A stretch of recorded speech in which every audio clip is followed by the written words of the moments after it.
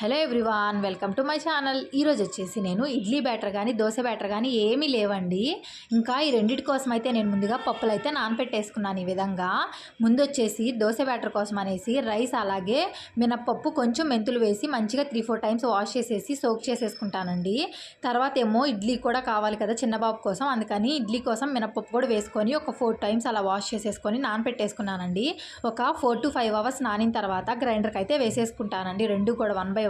First అయితే idli batter వేసుకుంటాను. ఇడ్లీ కోసం అనేసి ఫస్ట్ అయితే మినపప్పు వేసుకొని కొంచెం కొంచెం వాటర్ వేసుకుంటూ కలుపుకుంటూ మంచిగా అయితే మెత్తగా అయితే రుబ్బేసుకుంటానండి. తర్వాత ఏమో ఇక్కడ ఇడ్లీ పిండిని అయితే మంచిగా 2 టైమ్స్ అయితే వాష్ చేసేసుకొని గట్టిగా పిండి వేసుకొని ఒక దాంట్లోకి అయితే వేసేసుకుంటున్నాను, వాటర్ ఏం లేకుండా.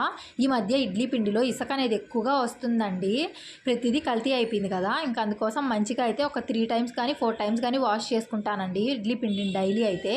తర్వాత ఏమో పప్పు కూడా మెదిగిపోయింది. ఇంకా పప్పును కూడా వచ్చేసి ఇడ్లీ దాంట్లో వేసేసి మంచిగా అయితే మిక్స్ చేసేసుకున్నానండి.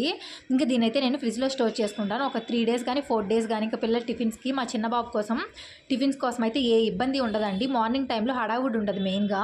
ఇంకా తర్వాత వచ్చేసి అది తీసేసిన వెంటనే దోశల బ్యాటర్ కూడా వేసేసానండి.